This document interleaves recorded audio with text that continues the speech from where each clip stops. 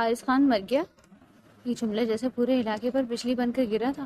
شام کے وقت ہونے والا ایک معمولی سا تنازع چند منٹوں میں خون ریز جھگڑے میں بدل گیا تھا، اور اب رات کی پچھلے پہر حارث خان کی لاش سفید کفن میں لپٹی اپنی حویلی کے وسیع صحن میں رکھی تھی۔ پورا گھر لوگوں سے بھرا ہوا تھا، کوئی قرآن پڑھ رہا تھا، کوئی افسوس کر رہا تھا، کوئی قاتل کو بددعائیں دے رہا تھا۔ لیکن اس ہجوم کے درمیان ایک شخص ایسا بھی کھڑا تھا جس کے چہرے پر نہ آنسو تھے نہ آہو بکا۔ شامر خان، مقتول کا چھوٹا بھائی، وہ صحن کے ایک کونے میں خاموش کھڑا لاش کو دیکھ رہا تھا، اتنا خوش کہ اسے دیکھ کر لوگوں کو ڈر محسوس ہو رہا تھا۔ کبھی کبھی انسان چیخے تو لوگ سمجھ جاتے ہیں کہ وہ ٹوٹ گیا، لیکن جب انسان خاموش ہو جائے تو سمجھ نہیں آتا کہ وہ اندر سے کتنا بگڑ چکا ہے۔ شامر، ایک بزرگ اس کے قریب آ کر رکے۔ بیٹا، اپنے آپ کو سنبھالو۔ شامر نے آہستہ سے ان کی طرف دیکھا۔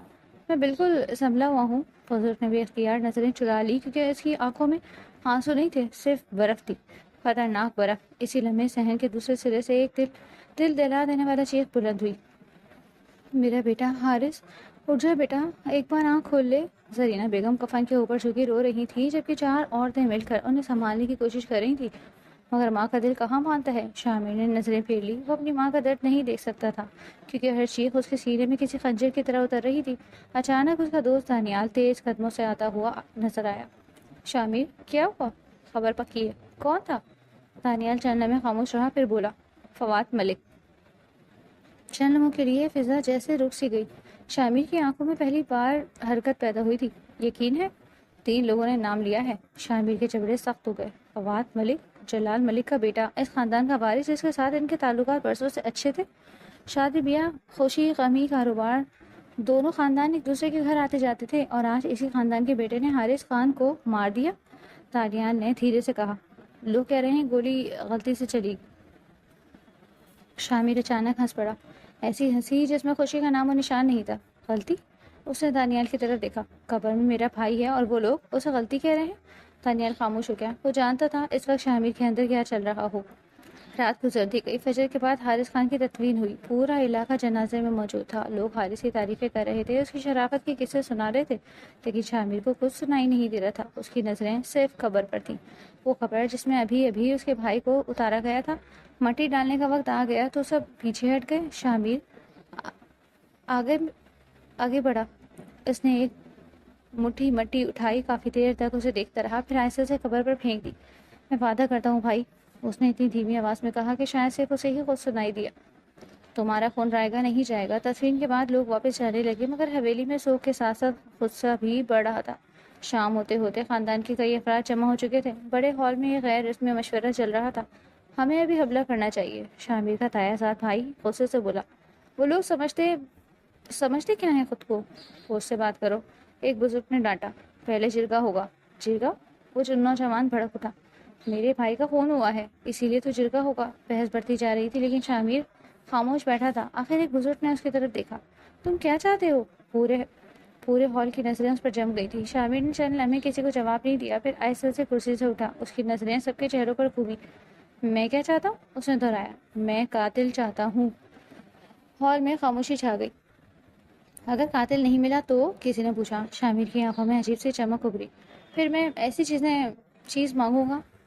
وہ چند لمحے رکا کہ جلال ملک زندگی بھر وہ دن نہیں بھولے گا جس دن اس کے بیٹے نے میرے بھائی پر گولی چلائی تھی۔ کمرے میں بیٹھے لوگوں کے جسموں میں جیسے سنسنی دوڑ گئی، کیونکہ سب جانتے تھے شامر جب کوئی بات کہتا تھا تو پوری کرتا تھا، اور آج اس کے لہجے میں انتقام نہیں، فیصلہ بول رہا تھا۔ جرگہ 3 دن بعد طے ہوا، اور کسی کو اندازہ نہیں تھا کہ اس جرگے میں ہونے والا ایک مطالبہ 2 خاندانوں کی قسمت بدلنے والا تھا۔ جرگے والے دن صبح سے ہی علاقے میں غیر معمولی خاموشی تھی۔ ہر شخص جانتا تھا کہ وہ آج 2 بڑے خاندان آمنے سامنے بیٹھنے والے ہیں۔ ایک طرف حارث خان کا خون تھا اور دوسری طرف جلال ملک کے بیٹے فواد کی جان۔ شامر صبح سے ایک لفظ نہیں بولا تھا۔ سیاہ شلوار قمیض میں ملبوس وہ اپنے دفتر نما کمرے میں بیٹھا کھڑکی سے باہر دکھ رہا تھا۔ دانیال کئی بار اس کے پاس آیا، مگر ہر بار خاموش واپس چلا گیا۔ آخر دوپہر کے وقت اس نے ہمت کر کے کہا، ایک بات پوچھوں؟ شامر نے اس کی طرف دیکھا۔ پوچھ۔ اگر جرگے میں وہ لوگ قاتل حوالے نہ کریں تو؟ چند لمحوں کی خاموشی کے بعد شامر نے کرسی کے پشت سے ٹیک لگا لی۔ پھر وہی ہوگا جو میں چاہوں گا۔ دانیال نے اس کی آنکھوں میں جھانکا، مگر وہاں کچھ پڑھ نہ سکا۔ تو نے پہلے سے کچھ سوچ رکھا ہے؟ شامر کے ہونٹوں پر عجیب سی مسکراہٹ آئی۔ بہت کچھ۔ یہ کہہ کر وہ اٹھ کھڑا ہوا۔ چل، وقت ہو گیا۔ جرگہ جلال ملک کے وسیع فارم ہاؤس نما حویلی کی کانفرنس ہال میں رکھا گیا تھا۔ جب شامر اپنی فیملی اور بزرگوں کے ساتھ وہاں پہنچا تو ہال پہلے ہی لوگوں سے بھرا ہوا تھا۔ علاقے کے بااثر سردار، سیاسی شخصیات اور معززین موجود تھے۔ جلال ملک سامنے بیٹھا تھا۔ چند دنوں میں اس کے بال جسے مزید سفید ہو گئے تھے۔ وہ جانتا تھا کہ آج صرف اس کے بیٹے کا نہیں بلکہ پورے خاندان کا مستقبل داؤ پر لگا ہوا ہے۔ رسمی باتوں کے بعد اصل گفتگو شروع ہوئی۔ ایک بزرگ نے کہا، ہم سب یہاں فساد ختم کرنے آئے ہیں، بڑھانے نہیں۔ میرا بھائی قبر میں ہے۔ شامر کی آواز پورے ہال میں گونجی۔ فساد اس دن ختم ہو گیا تھا جس دن اسے دفن کیا گیا، آج صرف حساب ہونا ہے۔ ہال میں خاموشی چھا گئی۔ جلال ملک نے گہرا سانس لیا۔ ہمیں افسوس ہے۔ شامر نے فوراً جواب دیا، مجھے افسوس نہیں چاہیے، جو ہوا غلط ہوا، مجھے یہ بھی نہیں چاہیے۔ جلال ملک کے چہرے پر بے بسی ابھر آئی۔ تو کیا چاہیے؟ شامر کی نظریں اس پر جم گئی۔ میرا بھائی واپس چاہیے۔ چند لمحوں کے لیے مکمل خاموشی چھا گئی۔ کسی کے پاس اس جملے کا جواب نہیں تھا۔ آخر ایک بزرگ بولے، بیٹا، مرنے والے واپس نہیں آتے۔ شامر نے پہلی بار ان کی طرف دیکھا، پھر قاتل نے یہ جملہ سیدھا جلال ملک کے سینے میں جا لگا۔ اس نے فوراً سر اٹھایا۔ فواد نہیں ملے گا۔ کیوں؟ کیونکہ وہ میرا بیٹا ہے۔ شامر تلخ ہنسی ہنس دیا۔ اور حارث میرا بھائی تھا۔ جلال ملک خاموش ہو گیا۔ ایک اور بزرگ نے بات سنبھالنے کی کوشش کی، دیکھو، فواد نے جان بوجھ کر قتل نہیں کیا۔ قبر میں جا کر میرے بھائی کو بھی بتا دینا۔ شامر نے بے رحمی سے کہا، شاید وہ سن کر واپس آ جائے۔ کئی لوگ بے اختیار نظریں جھکا گئے۔ جلال ملک نے دونوں ہاتھ میز پر رکھے۔ ہم خون بہا دینے کو تیار ہیں۔ کتنا؟ شامر نے پوچھا۔ جلال ملک نے فوراً جواب دیا، جتنا تم کہو۔ 50 کروڑ منظور ہے، 100 کروڑ منظور ہے۔ شامر نے کرسی پر بیٹھے بیٹھے سر ہلایا۔ دیکھا، وہ ہال میں موجود لوگوں کی طرف متوجہ ہوا۔ ان کے پاس ہر چیز کی قیمت ہے، ایسا نہیں ہے؟ جلال ملک نے فوراً کہا، تو پھر اپنے بیٹے کی قیمت بھی لگا دو۔ جلال ملک کا چہرہ سرخ ہو گیا۔ بات حد سے نکل رہی ہے، ابھی تو شروع ہوئی ہے۔ شامر نے جواب دیا۔ ماحول دوبارہ کشیدہ ہو گیا۔ کئی گھنٹوں تک بحث چلتی رہی۔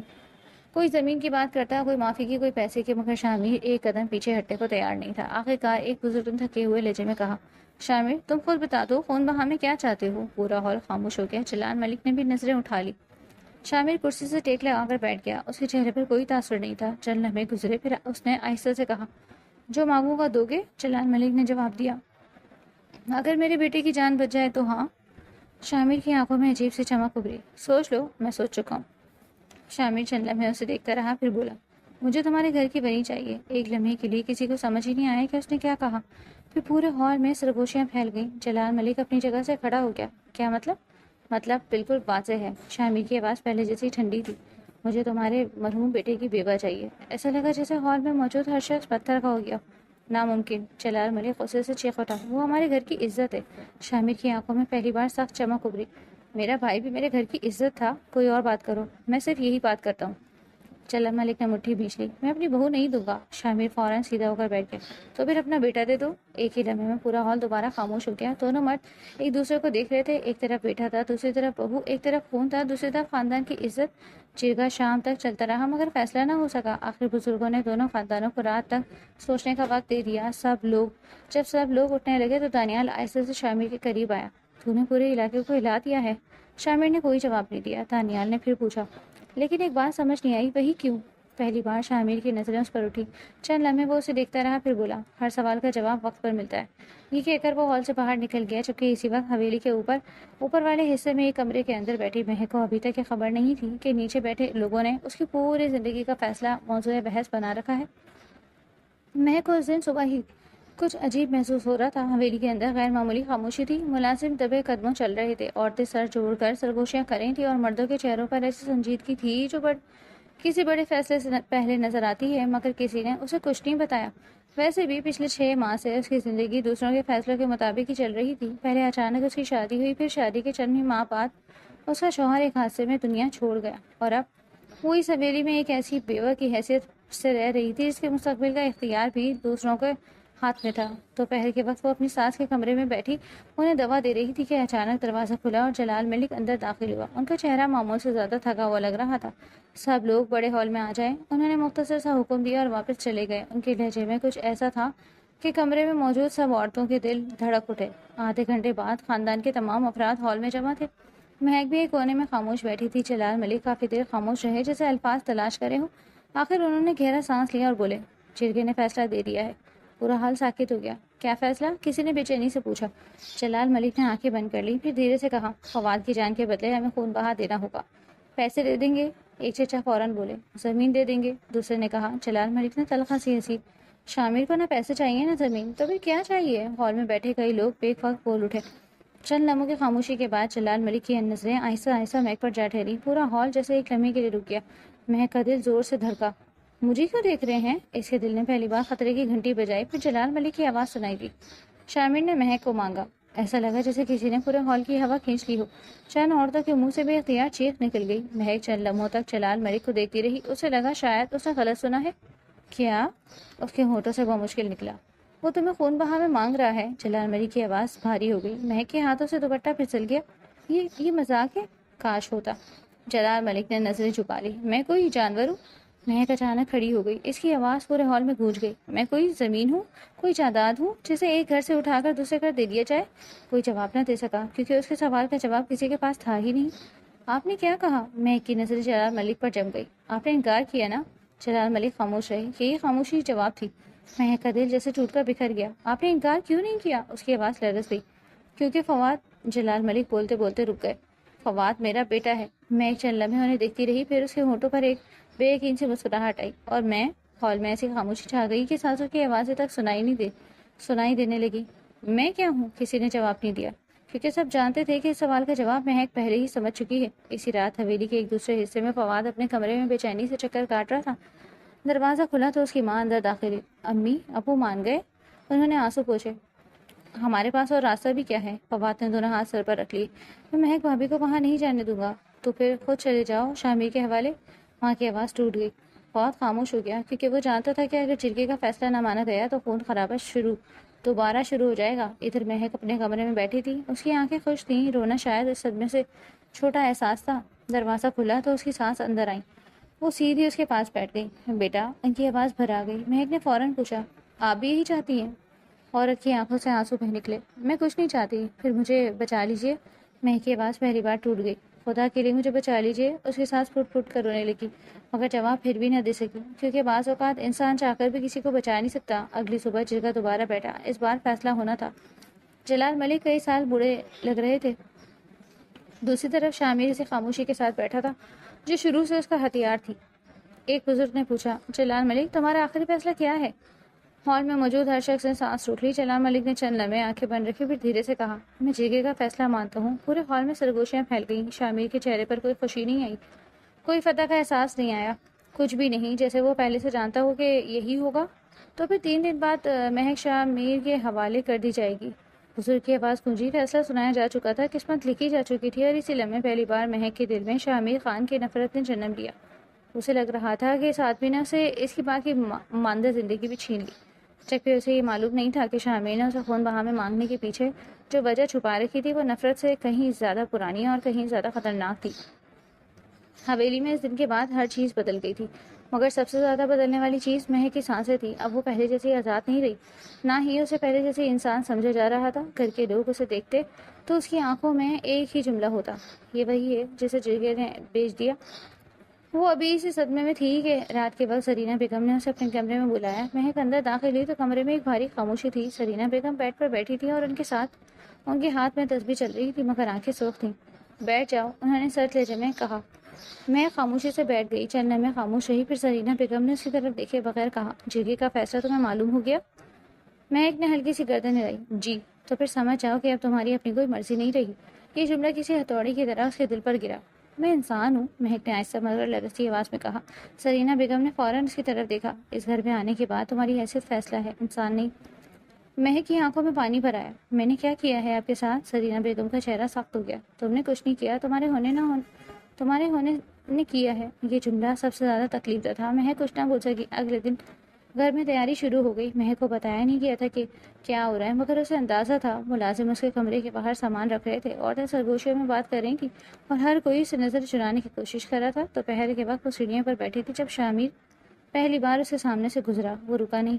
نہ اس نے اسے دیکھا نہ کوئی لفظ کہا مگر اس خاموشی نے مہک کے اندر کچھ توڑ دیا. اسے لگا جیسے وہ واقعی کسی چیز کی طرح منتقل ہونے والی ہے. شام کو دانیال حویلی آیا. وہ شامر کے ساتھ بیٹھا تھا. مہک کھڑکی سے انہیں دیکھ رہی تھی مگر ان کی آوازیں نہیں سن سکی.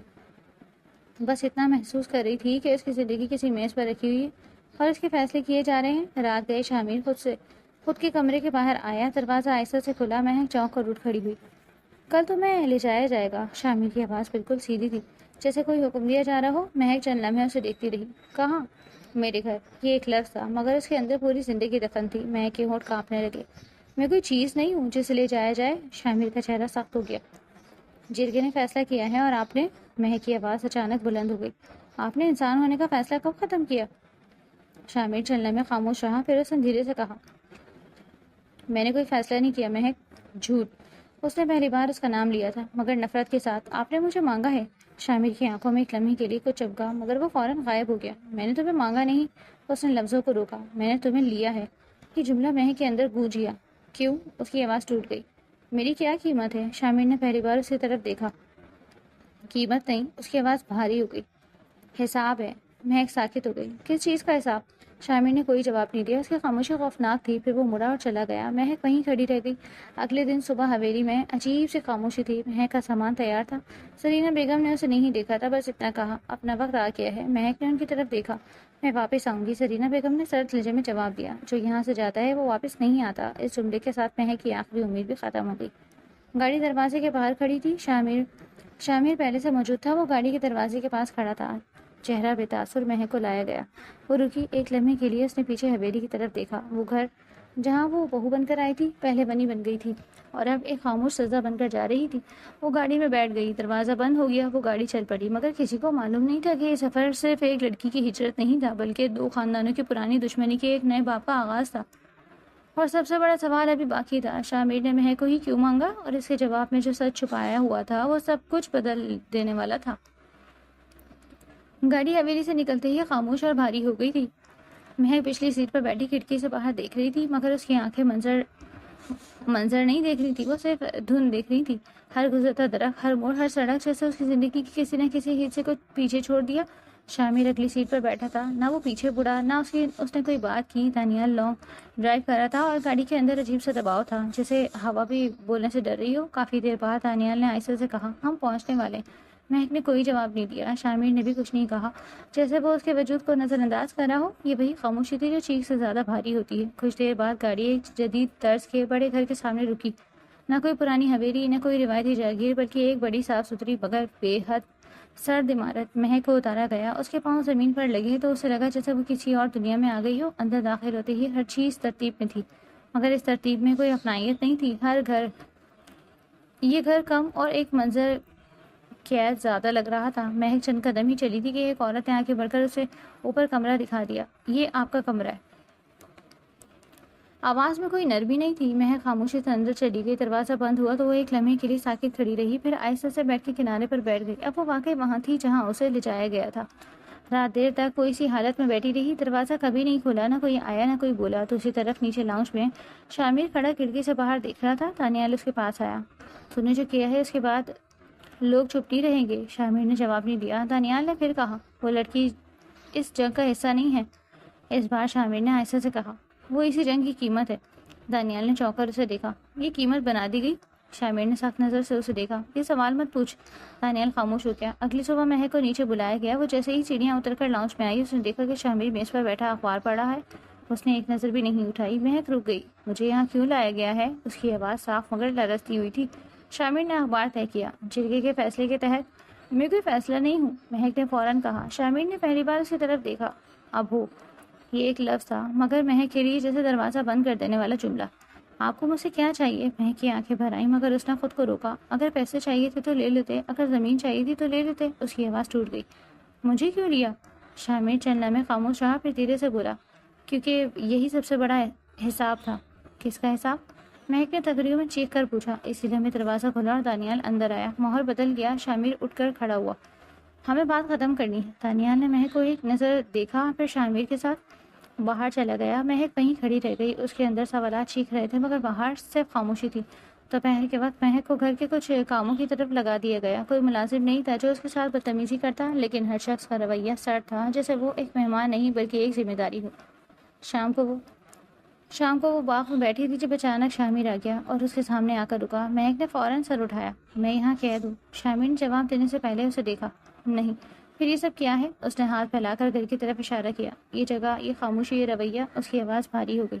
میں انسان ہوں یا سزا؟ شامر کے چہرے پر کوئی نرمی نہیں آئی۔ تم دونوں ہو سکتی ہو۔ یہ جواب مہک کے لیے ناقابل برداشت تھا۔ وہ کھڑی ہو گئی۔ میں نے آپ کا کیا بگاڑا ہے؟ تم نے نہیں۔ شامر نے ایک لمحہ توقف کیا۔ تمہارے ہونے نے۔ مہک کی آنکھوں میں آنسو آ گئے۔ یہ انصاف نہیں ہے۔ شامر نے پہلی بار نظریں ہٹائیں۔ زندگی ہمیشہ انصاف نہیں ہوتی۔ مہک کچھ دیر اسے دیکھتی رہی، پھر دھیرے سے بولی، تو پھر میں یہاں کیوں ہوں؟ شامر نے کوئی جواب نہیں دیا، بس مڑا اور چلا گیا۔ رات کو مہک اپنے کمرے میں بیٹھی کھڑکی سے باہر دیکھ رہی تھی۔ پہلی بار اسے لگا کہ وہ واقعی کہیں پھنس گئی ہے، اور اس کہانی کا سب سے بڑا راز ابھی شروع بھی نہیں ہوا تھا۔ اور وہ راز تھا شامر کی خاموشی کے پیچھے اصل حقیقت کیا ہے، اور وہ مہک کو سزا نہیں کسی اور چیز کے لیے رکھے ہوئے تھا۔ مہک کو اس گھر میں آئے کچھ ہفتے گزر چکے تھے، مگر اب بھی ہر دن اس کے لیے نیا امتحان تھا۔ فرق صرف اتنا تھا کہ اب وہ رونے کے بجائے خاموش رہنا سیکھ گئی تھی۔ خاموشی کبھی کبھی چیخ سے زیادہ تکلیف دہ ہوتی ہے، اور مہک نے یہ بات اس گھر میں آ کر سمجھ لی تھی۔ اس دن صبح وہ کچن میں اکیلی کھڑی چائے بنا رہی تھی جب اچانک بجلی چلی گئی۔ پورا گھر لمحے بھر میں اندھیرے میں ڈوب گیا۔ ملازمین ادھر ادھر شور کرنے لگے۔ اسی دوران کچن میں رکھا ہوا پانی کا برتن گر گیا۔ مہک فوراً جھک کر اسے اٹھانے لگی، مگر اندھیرے میں میز کے کونے سے اس کا ہاتھ زخمی ہو گیا۔ ہلکی سی چیخ اس کے منہ سے نکل گئی۔ اسی وقت کسی کے قدموں کی آواز سنائی دی۔ کیا ہوا؟ شامر کی آواز تھی۔ وہ دروازے کے پاس کھڑا تھا، مگر اندھیرے میں کچھ نظر نہیں آ رہا تھا۔ مہک نے جلدی سے ہاتھ پیچھے کیا۔ کچھ نہیں، مگر اس کی آواز میں درد واضح تھا۔ شامر نے موبائل کی لائٹ آن کی۔ روشنی مہک کے چہرے پر پڑی۔ اس کا ہاتھ زخمی تھا، خون ہلکا سا بہہ رہا تھا۔ ایک لمحے کے لیے شامر خاموش رہا، پھر سخت لہجے میں بولا، احتیاط نہیں کر سکتی؟ مہک نے فوراً نظریں جھکا لی۔ یہ جان بوجھ کر نہیں ہوا۔ شامر نے کچھ نہیں کہا۔ وہ آگے بڑھا، کچن کی دراز کھولی اور فرسٹ سوئچ باکس نکالا۔ مہک نے حیرت سے اسے دیکھا۔ میں خود وہ بولنے ہی لگی تھی کہ شامر نے اس کا ہاتھ پکڑ لیا۔ مہک ایک دم ساکت ہو گئی۔ وہ چھوٹا سا لمس تھا، مگر اس لمحے میں وقت جیسے رک سا گیا تھا۔ شامر نے خاموشی سے اس کے ہاتھ پر مرہم لگانا شروع کیا۔ کمرے میں صرف ایک لائٹ چل رہی تھی، اور دونوں کے درمیان ایک عجیب سا سکوت تھا۔ نہ وہ نرم تھا، نہ مہک پرانی مہک تھی۔ یہ گھر تمہارے لیے نہیں ہے، شامر نے اچانک کہا۔ مہک نے فوراً اس کی طرف دیکھا۔ پھر مجھے یہاں کیوں رکھا ہے؟ شامر نے مرہم رکھتے ہوئے جواب دیا، کیونکہ تمہیں چھوڑنا بھی حل نہیں تھا۔ یہ جملہ مہک کے دل میں اتر گیا۔ میں کوئی مسئلہ نہیں ہوں۔ اس کی آواز کانپ گئی۔ شامر نے پہلی بار اس کی آنکھوں میں دیکھا۔ تم مسئلہ نہیں؟ وہ رکا۔ تم یاد ہو؟ مہک خاموش ہو گئی۔ کس کی یاد؟ اس نے دھیرے سے پوچھا۔ شامر نے فوراً نظریں ہٹا لی۔ یہ سوال مت کرو۔ اسی لمحے بجلی واپس آ گئی۔ روشنی پورے کچن میں پھیل گئی تھی، اور وہ لمحہ ٹوٹ گیا۔ شامر نے فوراً اس کا ہاتھ چھوڑ دیا، جیسے کچھ ہوا ہی نہ ہو۔ ڈاکٹر کو دکھا لینا، وہ سب لہجے میں بولا، اور باہر چلا گیا۔ مگر مہک وہیں کھڑی رہی۔ اس کے دل کی دھڑکن اب بھی اسی لمحے میں پھنسی ہوئی تھی۔ اگلے دن مہک باغ میں بیٹھی تھی، وہ کتاب ہاتھ میں لیے صرف وقت گزار رہی تھی۔ اچانک اسے احساس ہوا کہ کوئی اس کے قریب آ کر کھڑا ہے۔ اس نے سر اٹھایا۔ شامر تھا۔ وہ کچھ دیر خاموش کھڑا رہا، پھر بولا، کل رات کا احاط ٹھیک ہے؟ مہک نے حیرت سے اسے دیکھا۔ آپ نے خود پوچھنے کا فیصلہ کیا؟ اس کے لہجے میں ہلکی سی تلخی تھی۔ شامر نے جواب نہیں دیا، بس اس کے پاس بیٹھ گیا، کچھ فاصلے پر۔ یہ پہلا موقع تھا کہ وہ اس کے اتنے قریب بیٹھا تھا۔ مہک نے نظریں کتاب پر جما لی۔ آپ کو مجھ سے دور رہنا چاہیے، اس نے دھیرے سے کہا۔ کیوں؟ شامر نے فوراً پوچھا۔ مہک نے ہنستے ہوئے سر ہلایا۔ کیونکہ آپ مجھے یاد کہہ رہے ہیں، مسئلہ کہہ رہے ہیں، اور میں سمجھ نہیں پا رہی کہ آخر میں ہوں کیا۔ چند لمحے خاموش رہی، پھر شامر نے آہستہ سے کہا، یہی مسئلہ ہے۔ مہک نے اس کی طرف دیکھا۔ کیا؟ تم سوال بن گئی ہو؟ یہ جملہ پہلے والے سب جملوں سے مختلف تھا۔ اس میں غصہ نہیں تھا، سختی بھی نہیں تھی، صرف ایک الجھن تھی۔ مہک خاموش ہو گئی۔ پہلی بار اسے لگا کہ شامر کے اندر کچھ ٹوٹا ہوا ہے جو ابھی تک جڑا نہیں۔ اسی لمحے دانیال دور سے آتا دکھائی دیا۔ شامر، میٹنگ کا وقت ہو گیا ہے۔ شامر فوراً اٹھ گیا، مگر جانے سے پہلے ایک لمحے کے لیے اس کی نظر مہک پر ٹھہر گئی۔ صرف ایک لمحہ، مگر وہ لمحہ مہک نے پہلی بار محسوس کیا۔ وہ سخت نہیں تھا، وہ خالی تھا۔ وہ خالی آنکھیں کبھی کبھی سب سے زیادہ بولتی تھیں۔ وہ چلا گیا، مگر باغ میں مہک کے اندر پہلی بار ایک عجیب سا سوال رہ گیا، کیا واقعی وہ صرف ایک سزا ہے، یا کوئی ایسی کہانی جس کا آغاز ابھی اسے سمجھ نہیں آیا؟ اس دن کے بعد گھر کا ماحول پہلے جیسا نہیں رہا، مگر فرق بہت باریک تھا۔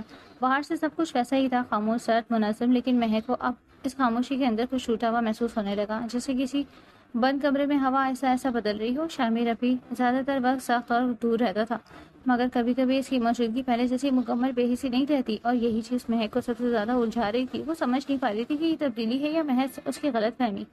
اس دن صبح وہ لانچ میں اکیلی بیٹھی چائے پی رہی تھی جب شامر اندر داخل ہوا۔ اس نے معمول کے مطابق ایک نظر بھی اس پر نہیں ڈالی اور فائلیں میز پر رکھ کر بیٹھ گیا۔ چند لمحے گزرے، پھر اچانک اس نے بغیر دیکھے کہا، کل تم نے باغ میں پانی نہیں دیا؟ مہک چونکی۔ میں نے بتایا تو تھا ملازم کو، یہ گھر ملازموں کے مطابق نہیں چلتا۔ اس کا لہجہ سخت تھا، مگر جملہ غیر ضروری حد تک ذاتی محسوس ہوا۔ مہک نے کب میز پر رکھا۔ میں یہاں کام کرنے نہیں آئی۔ شامر نے پہلی بار سر اٹھایا۔ تو پھر کیا کرنے آئی تھی؟ مہک چند لمحے خاموش رہی۔ میں خود بھی نہیں جانتی۔ یہ جواب اس کی کمزوری بھی تھا اور سچ بھی۔ شامر کی نظریں اس پر جم گئی، پھر اس نے فائل بند کر دی۔ یہی مسئلہ ہے۔ مہک نے فوراً پوچھا، کون سا مسئلہ؟ شامر نے جواب نہیں دیا اور اٹھ کر کھڑکی کی طرف چلا گیا۔ ہر چیز تمہارے ساتھ آ کر رکی، اس نے آہستہ سے کہا جیسے خود سے باتیں کر رہا ہو۔ مہک کے دل کی دھڑکن تیز ہو گئی۔ میں نے آپ کی زندگی میں آ کر روک دیا ہے؟ شامر نے چلنے میں خاموشی سے باہر دیکھا، جو پہلے سے رک چکی تھی۔ یہ جملہ مہک کے لیے نیا تھا، نہ الزام، نہ صرف کچھ اور تھا جسے وہ سمجھ نہیں پا رہی تھی۔ وہ کچھ بولنے ہی لگی تھی کہ زرینہ بیگم اندر داخل ہوئی۔ اس کی نظر فوراً مہک پر پڑی۔ یہاں کیوں بیٹھی ہو؟ مہک فوراً کھڑی ہو گئی۔ میں چائے پی رہی تھی۔ چائے پینا بھی سیکھ لیا تم نے؟ زرینہ بیگم کی آواز میں وہی پرانی سختی تھی۔ مہک نے کچھ نہیں کہا، وہ جانتی تھی کہ جواب دینے سے کچھ نہیں بدلے گا۔ زرینہ بیگم نے شامر کی طرف دیکھا، شام کو مہمان آ رہے ہیں، سب کچھ دیکھ لینا، اور وہ چلی گئی۔ مہک بھی خاموشی سے کمرے سے باہر نکل گئی، لیکن اس بار شامر نے اسے جاتے ہوئے دیکھا۔ کچھ دیر بعد شام کے وقت مہمان آ چکے تھے، گھر میں ہلکی سی رونق تھی، مگر مہک پھر بھی سب کے درمیان اکیلی تھی۔ وہ چائے سرو کر رہی تھی جب ایک خاتون نے مسکرا کر کہا، یہی ہے نا وہ لڑکی؟ دوسرا شخص ہنسا، ہاں، جسے جرگے نے بھیجا تھا۔ مہک کے ہاتھ میں ٹرے ہلکی سے کانپ گئی، اس نے نظریں نیچی کر لی۔ اسی لمحے شامر کمرے میں داخل ہوا، اس نے سب کی باتیں سنی، اس کا چہرہ سخت ہو گیا۔ اگر بات ختم ہو گئی ہے تو احترام سے بیٹھو، اس کی آواز پورے کمرے میں گونجی۔ سب خاموش ہو گئے۔ مہک نے پہلی بار سر اٹھا کر اسے دیکھا، یہ دفاع تھا، مگر واضح نہیں تھا، جیسے کوئی دیوار گرنے سے پہلے پر ہلتی ہے۔ رات گئے جب سب جا چکے تھے تو مہک باغ میں اکیلی بیٹھی تھی، ہوا ٹھنڈی تھی، وہ اپنے ہاتھوں کو دیکھ رہی تھی جب پیچھے قدموں کی آواز آئی۔ وہ مڑی نہیں۔ تمہارے یہاں بیٹھنا عادت بن گئی ہے، شامر کی آواز تھی۔ مہک نے دھیرے سے کہا، کیونکہ اندر جگہ نہیں تھی۔ چند لمحے خاموش رہی، پھر شامر اس کے پاس بیٹھ گیا۔ اس بار فاصلے بہت پہلے سے کم تھے۔ مہک نے اس کی طرف دیکھا، آپ نے آج جو کہا؟ وہ رکی۔ وہ صرف لوگوں کو خوش کرانے کے لیے تھا؟ شامر نے جواب دینے سے پہلے آسمان کی طرف دیکھا، نہیں، یہ ایک لفظ تھا، مگر بہت بھاری۔ مہک خاموش ہو گئی۔ پھر کیا تھا؟ اس نے آہستہ سے پوچھا۔ شامر نے اس کی طرف نہیں دیکھا، خود بھی نہیں جانتا۔ یہ پہلی بار تھا کہ اس نے ایسا جواب دیا تھا۔ مہک کے دل میں ایک ایسا عجیب سا سکون اور خوف دونوں ایک ساتھ اترے۔ آپ مجھے سمجھ کیوں نہیں آتے؟ اس نے دھیرے سے کہا۔ شامر نے ہلکی سی مسکراہٹ کی، مگر وہ خوشی والی نہیں تھی۔ کیونکہ میں خود کو نہیں سمجھتا۔ یہ جملہ ہوا میں معلق رہ گیا۔ مہک نے پہلی بار اس کی طرف مکمل توجہ سے دیکھا۔ وہ سخت تھا، دور تھا، مگر ٹوٹا ہوا بھی تھا، اور اسی لمحے مہک کو پہلی بار احساس ہوا کہ شاید یہ کہانی نفرت سے شروع نہیں ہوئی، بلکہ کسی بہت پرانے زخم سے، اور وہ زخم اب آہستہ آہستہ اس کے قریب آ رہا تھا۔ مہک کو اب اس گھر میں آئے کافی وقت ہو چکا تھا، مگر کچھ چیزیں ابھی بھی نہیں بدلی تھی۔ وہ آج بھی اس گھر میں ایک فیصلے کی طرح موجود تھی، اسی انسان کی طرح نہیں۔ فرق صرف یہ تھا کہ اب اسے اس حقیقت کا احساس پہلے سے زیادہ واضح ہونے لگا تھا۔ اس دن صبح وہ کچن میں اکیلی کھڑی چائے بنا رہی تھی جب زرینہ بیگم اندر آئی۔ ان کے قدموں کی آواز ایک مہک سیدھی ہو گئی تھی۔ مہک، جی امی جان، زرینہ بیگم نے اسے گھورا۔ امی جان کہنے کی عادت مت ڈالو، تمہاری کوئی ماں نہیں میں۔ یہ جملہ سیدھا دل پر لگا۔ مہک نے نظریں جھکا لی۔ جی، زرینہ بیگم نے ٹھنڈے لہجے میں کہا، آج حویلی میں چند لوگ آ رہے ہیں، سب انتظام دیکھ لینا، کوئی غلطی نہیں ہونی چاہیے۔ جی ٹھیک ہے۔ وہ چلی گئی تو مہک وہیں کھڑی رہ گئی۔ اس کے ہاتھ میں چائے کا کپ اب بھی کانپ رہا تھا۔ کچھ دیر بعد لاؤنج میں مہمان آ گئے، بات چیت ہو رہی تھی، ہنسی مذاق بھی تھا، مگر ہر بات کے پیچھے ایک طنز چھپا ہوا تھا۔ یہی ہے نا وہ لڑکی؟ ایک عورت نے سرگوشی کی۔ ہاں، خون بہا والی۔ دوسرے شخص ہنسا۔ مہک نے کچھ نہیں سنا، یہ شاید سن کر بھی نظر انداز کر دیا۔ وہ اب سیکھ گئی تھی کہ اس گھر میں ہر لفظ اس کے خلاف ہے۔ وہ چائے سرو کر رہی تھی جب اچانک اس کا ہاتھ ٹرے پر ذرا سا لڑکھڑایا اور کپ ہلکا سا چھلک گیا۔ کمرے میں خاموشی چھا گئی۔ دیکھا؟ ایک عورت نے فوراً کہا۔ ایسی لڑکی کو عزت کہاں ملتی ہے؟ مہک نے فوراً کپ سیدھا کیا۔ معاف کیجیے، غلطی؟ زرینہ بیگم کی آواز گونجی۔ یہ تمہاری زندگی کی غلطی ہے۔ کمرہ جیسے جم گیا۔ اسی لمحے دروازہ کھلا، شامر اندر داخل ہوا۔ اس نے سب کچھ سن لیا تھا۔ اس کی نظریں سیدھی مہک پر گئیں۔ وہ چند لمحے خاموش رہا، پھر اس نے ٹھنڈی آواز میں کہا، اگر بات ختم ہو گئی ہے تو اپنے اپنے گھروں کی باتیں یاد رکھیں۔ سب خاموش ہو گئے۔ یہ پہلی بار نہیں تھا کہ اس نے مہک کا دفاع کیا ہو، مگر یہ دفاع بھی مکمل نہیں تھا، یہ صرف ماحول کو سنبھالنے کے لیے تھا۔ مہک نے اس کی طرف دیکھا، اس کی آنکھوں میں شکر نہیں تھا، صرف الجھن تھی۔ رات کو سب کے جانے کے بعد وہ باغ میں بیٹھی تھی، ہوا ہلکی ٹھنڈی تھی، وہ اپنے ہاتھوں کو دیکھ رہی تھی جب پیچھے سے آواز آئی، آج تم نے چائے کیوں نہیں پی؟ مہک چونکی۔ یہ شامر تھا۔ میں نے پی لی تھی۔ نہیں، تم نے نہیں پی۔ مہک نے اس کی طرف دیکھا۔ آپ کو کیسے پتا؟ شامر نے جواب نہیں دیا۔ چند لمحے خاموشی رہی، پھر وہ اس کے قریب بیٹھ گئی، پہلے سے زیادہ قریب۔ مہک کا دل تیزی سے دھڑکا، مگر اس نے نظریں ہٹائیں۔ یہ گھر تمہیں ایسا ایسا توڑ آئے؟ شامر نے اچانک کہا۔ مہک نے فوراً جواب دیا، یہ گھر نہیں ہے، آپ کے فیصلے توڑ رہے ہیں۔ شامر نے اس کی طرف دیکھا، اس بار اس کی آنکھوں میں سختی نہیں تھی۔ میرے فیصلے آسان نہیں تھے۔ مہک نے تلخی ہنسی سے ہنسی، اور میرے پاس تو کوئی فیصلہ تھا ہی نہیں۔ دونوں کے درمیان خاموشی آ گئی. یہ خاموشی پچھلے سب خاموشی سے مختلف تھی, بھاری نہیں مگر الجھی ہوئی. آپ مجھے یہاں کیوں لے کر آئے ہیں؟ مہک نے عائشہ سے پوچھا. شامر نے چند لمحے اس کی طرف دیکھا, پھر نظریں ہٹا لی. کیونکہ تم وہ واحد راستہ تھی جس سے میں کسی چیز تک پہنچ سکتا تھا. مہک کے چہرے پر حیرت ابھری. کس چیز تک؟ شامر خاموش ہو گیا. اس بار اس شخص خاموشی پہلے جیسے سخت نہیں تھی بلکہ کمزور تھی. یہ سوال ابھی نہیں. مہک نے اس کے چہرے کو دیکھا. پھر پہلی بار اسے لگا کہ یہ شخص جتنا سخت دکھتا ہے اتنا ہی اندر سے ٹوٹا ہوا بھی ہے. آپ مجھے سمجھ نہیں آتے, اس نے دھیرے سے کہا. شامر نے ہلکی سی مسکراہٹ کی. خود کو بھی نہیں آتا. یہ جملہ پہلے بھی آیا تھا مگر اس بار اس میں فرق تھا. اس بار اس میں اقرار تھا. میں کچھ دیر خاموش رہی, پھر اس نے آہستہ سے کہا. آپ جب خاموش ہوتے ہیں نا تو سب سے زیادہ بول رہے ہوتے ہیں. شامر نے اسی طرف دیکھا. اس بار پہلی بار وہ نظریں نہیں چرا سکا. لمحہ رک گیا. ہوا بھی جیسے تھم گئی اور اسی لمحے پہلی بار دونوں کے درمیان کوئی چیز بدلی. محبت نہیں مگر اس کا پہلا احساس ضرور. وہ احساس جو نفرت کی دیوار میں پہلی دراڑ ہوتا ہے. اگلے دن صبح مہک کچن میں کھڑی تھی جب شامر بغیر کسی آواز کے اندر آیا. اس نے فائلیں میز پر رکھی اور چائے بنانے کو کہا. مہک نے ایک نظر اسے دیکھا. میں ملازم نہیں ہوں, شامر نے بغیر جذبات کے جواب دیا. میں نے تمہیں ملازم کہا بھی نہیں. یہ جملہ مہک کو چونکا گیا. وہ چائے بنانے لگی مگر اس کے ہاتھ پہلے جیسے کانپ نہیں رہے تھے. کچھ دیر بعد وہ دونوں ڈرائنگ ایریا میں بیٹھے تھے. خاموشی لمبی ہوتی جا رہی تھی. آخر مہک نے کہا. آپ ہر چیز کو اتنا آسان کیوں سمجھ لیتے ہیں؟ شامر نے اخبار سے نظریں نہیں ہٹائیں. میں کچھ بھی آسان نہیں سمجھتا. پھر مجھے یہاں رکھنا آسان کیسے سمجھ لیا؟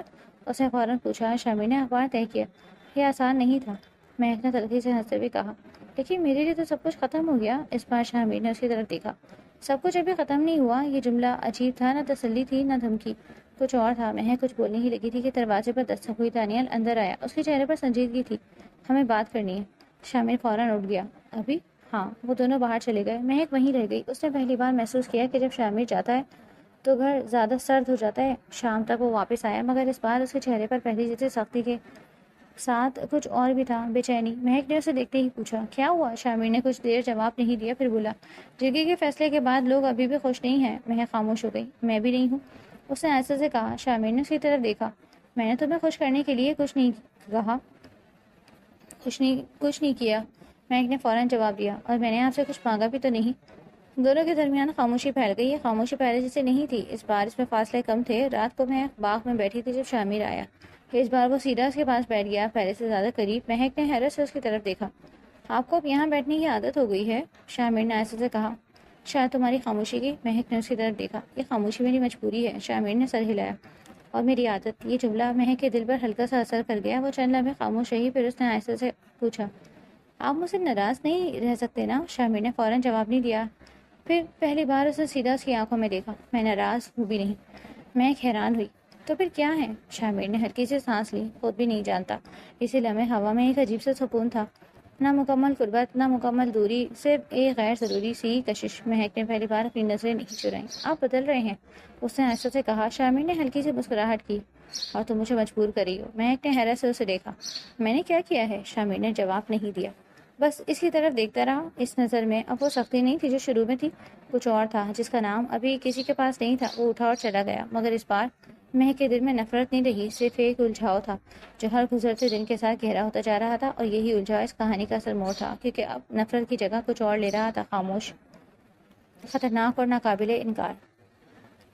اس دن کے بعد مہک اور شامر کے درمیان فاصلہ پہلے جیسے نہیں رہے, مگر قربت بھی مکمل نہیں ہوئی تھی. دونوں کے بیچ ایک ایسی لکیر کھینچ گئی تھی جو نظر نہیں آتی تھی, مگر ہر لمحہ خاموشی ہوتی محسوس ہوتی تھی. گھر میں سب کچھ معمول کے مطابق چل رہا تھا, لیکن مہک کے لیے اب یہ گھر پہلے جیسا قید خانہ نہیں لگتا. اب اس میں سوال بھی تھے اور جواب کے امکان بھی. اس دن صبح مہک لاؤنج میں بیٹھی کتاب پڑھ رہی تھی جب شامر بغیر کچھ کہے اس کے سامنے بیٹھ گیا. یہ پہلا موقع تھا کہ وہ خود آیا تھا. مہک نے حیرت سے اسے دیکھا. آپ کو کوئی کام نہیں؟ شامر نے فائلیں میز پر رکھتے ہوئے کہا. کام سے زیادہ ضروری چیزیں بھی ہوتی ہیں. مہک نے کتاب بند کر دی. جیسے؟ شامر نے اس کی طرف دیکھا. جنم میں خاموش رہا, پھر بولا. جیسے یہ سمجھتا ہے کہ تم ابھی تک یہاں کیوں ہو. مہک کے دل کی دھڑکنیں تیز ہو گئیں. میں تو یہی سوال آپ سے پوچھ رہی ہوں. شامر نے ہلکی سی سانس لی. اور میں جواب نہیں دے رہا. یہ جملہ ان کے درمیان ایک پرانی دیوار کو دوبارہ یاد دلاتا.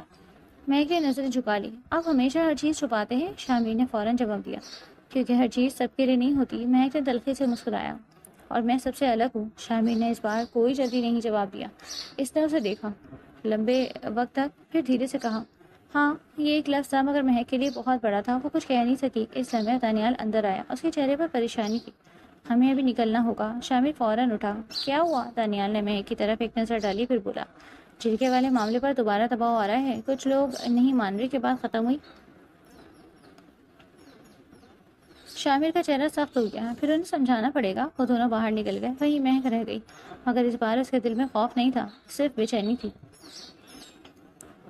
شام کو شامر واپس آیا تو اس کے چہرے پر تھکنتی مہک پارک میں بیٹھی تھی. وہ سیدھا اس کے پاس آیا. اس بار اس نے پہلے سے زیادہ دیر تک خاموشی سے اسے دیکھا. تمہیں اس سب سے ڈر نہیں لگتا؟ مہک نے آہستہ سے کہا. مجھے سب سے زیادہ آپ سے ڈر لگتا ہے. یہ جملہ فضا میں رک گیا. شامر نے کچھ دیر اس کی طرف دیکھا, پھر آہستہ سے بولا. ابھی بھی؟ مہک نے سوچا, پھر سر ہلایا. نہیں.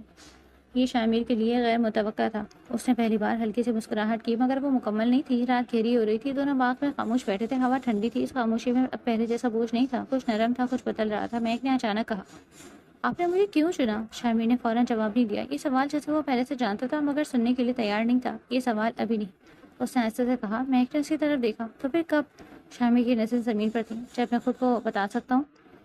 یہ جملہ سب سے سچا تھا اور شاید سب سے خطرناک بھی. مہک خاموش ہو گئی. پہلی بار اسے لگا کہ یہ شخص اس سے نہیں, خود سے بھاگ رہا ہے. کچھ لمحے بعد شامر اٹھا, مگر جانے سے پہلے اس نے ایک نظر مہک پر ڈالی. اس بار وہ نظر حکم نہیں تھی, نفرت, وہ کچھ اور تھی جس کا نام ابھی دونوں نہیں جانتے تھے. وہ اسی لمحے کہانی کا وہ موڑ شروع ہو گیا جہاں نفرت پیچھے رہ جاتی اور دل آہستہ آہستہ اپنی مرضی سے فیصلہ کرنے لگا. رات گہری ہو چکی تھی اور حویلی کے باغ میں خاموشی ایک عجیب سا سکون لیے ہوئی تھی. اب وہ خاموشی نہیں تھی جو شروع میں مہک کو ڈراتی تھی, بلکہ ایسی خاموشی تھی جس میں دل کی دھڑکنیں صاف سنائی دیتی. مہک بینچ پر بیٹھی آسمان کو دیکھ رہی تھی. چند بادلوں کے پیچھے کچھ چھپ جاتا اور کچھ جھانک لیتا, جیسے کسی ادھوری کہانی کو مکمل دیکھنے کی کوشش کر رہا ہو. پیچھے قدموں کی آواز آئی. مہک نے مڑ کر نہیں دیکھا. اسے معلوم تھا وہ کون ہے. تم اب بھی یہاں ہوتی ہو رات کو؟ شامر کی آواز تھی, مگر اس میں وہ پرانی سختی نہیں تھی. مہک نے ہلکی سی مسکراہٹ کے ساتھ کہا, آپ یہاں ڈر نہیں لگتا؟ شامر اس کے برابر آ کر بیٹھ گیا. اس بار وہ پہلے کی طرح فاصلے پر نہیں تھا, نہ ہی دیواریں تھی, صرف خاموشی تھی, مگر نرم خاموشی. کچھ دیر دونوں کچھ نہیں بولے. پھر مہک نے آہستہ سے کہا, آپ نے مجھے ایک چیز کی طرح لیا تھا اور پھر آہستہ آہستہ انسان بنا دیا. شامر نے اس کی طرف دیکھا. میں نے تمہیں کبھی چیز نہیں سمجھا, بس خود کو سمجھنے میں دیر لگ گئی. یہ جملہ پہلی بار اس کے دل سے نکلا, بغیر کسی دفاع کے. مہک نے اس کی طرف دیکھا. تو پھر وہ سختی و نفرت. شامر نے اسے آہستہ سے سانس لی. خود سے تھی, تم سے نہیں. خاموشی دوبارہ چھا گئی, مگر اس بار وہ خاموشی قریب قریب تھی, دور نہیں. مہک نے نظر جھکا کر کہا, آپ جب خاموش ہوتے تھے نا تو مجھے لگتا تھا میں یہاں قید ہوں. شامر نے ہلکی سی مسکراہٹ کے ساتھ کہا. اور اب؟ مہک نے پہلی بار سیدھا اسے دیکھا. اب لگتا ہے شاید میں قید نہیں, شاید آپ تھے. یہ جملہ فضا میں ٹھہر گیا. شاید. شامر نے کچھ نہیں کہا, بس اس کی طرف دیکھتا رہا. اس کی آنکھوں میں وہ سب کچھ تھا جو شروع میں نہیں تھا, نرمی, تھکن اور ایک ایسی سچائی جو لفظوں سے باہر تھی. میں نے تمہیں بنی میں نہیں لیا تھا مہک, وہ آہستہ سے بولا. میں نے تمہیں روک لیا تھا اپنے آپ کو توڑنے سے. مہک کی آنکھیں تھوڑی نم ہو گئی. اور مجھے توڑ دیا؟ شامر نے فوراً نفی میں سر ہلایا. نہیں, تم نے مجھے جوڑ دیا. یہ پہلی بار تھا کہ اس کی آواز میں کمزوری تھی. ہوا ہلکی ہو گئی تھی, جسے پورا باغ بھی یہ سب سن رہا ہو. مہک نے آہستہ سے ہاتھ میز پر رکھا. ان دونوں کے درمیان اب فاصلہ صرف چند انچ کا تھا, مگر وہ فاصلے ختم ہو چکے تھے جو سالوں سے تھے. اب کیا ہوگا؟ اس نے دھیرے سے پوچھا. شامر نے اس کے ہاتھ کی طرف دیکھا, پھر اس کی آنکھوں میں. اب کچھ بھی زبردستی نہیں ہوگا. یہ فیصلہ نہ سزا. مہک نے ہلکی سی سانس لی. اور میں؟ شامر نے پہلی بار اس کا نام نرم لہجے میں کہا. اب تم ہو, بس. یہ وہ لمحہ تھا جہاں کہانی نے اپنے اصل رخ بدل لیا. مہک نے پہلی بار بغیر خوف کے اس کی طرف دیکھا, اور اس بار اس کی آنکھوں میں نفرت نہیں تھی, بس ایک خاموش یقین تھا. شامر نے آہستہ سے اپنا ہاتھ اس کے ہاتھ کے قریب رکھا. چھوا نہیں, مگر فاصلے ختم کر دیے. مہک نے بھی ہاتھ نہیں ہٹایا. اور یہی اس کہانی کا وہ اختتام تھا جہاں خون بہا کا حساب ختم ہوا اور دل نے پہلی بار اپنا فیصلہ خود کیا.